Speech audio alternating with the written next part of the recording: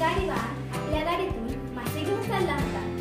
जंगलातून भक्ष्य शोधण्यासाठी बाहेर पडलेल्या कोल्ह्याने ते पाहिले. कोल्ह्याच्या तोंडाला असे पाहून पाणी सुटले आणि कोल्हा विचार करू लागला की मासे कसे मिळवायचे.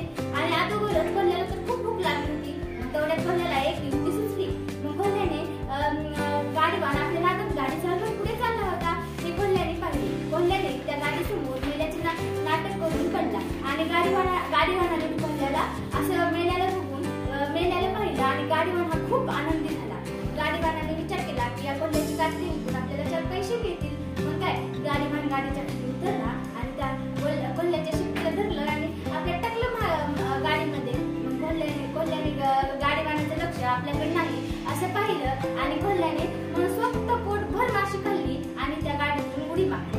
गाडीतून उडी मारत असताना त्याला एका लांडग्याने पाहिले. लांडग्याने विचारले, तू त्या गाडीमध्ये काय करत होतास? मग कोल्ह्याने काय ते सगळं सांगितलं. मग लांडग्यानेही तसंच करायचं ठरवलं. लांडगा हा त्या गाडीसमोर मेल्याचं सोंग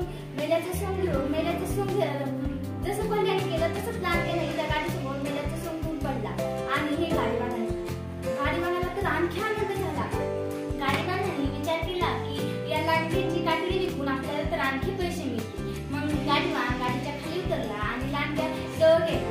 लांडग्याला उचलण्याचा गाडीवान प्रयत्न करू लागला पण लांडगा काही गाडीवानाला लांडगा काही उचलेला. मग गाडीवानाने त्याच्या गाडीतून एक पोतं आणलं आणि त्या गाडीमध्ये त्या लांडग्याला घातलं आणि त्याच्या गाडीला घट्ट बांधलं आणि फटफटत नेलं.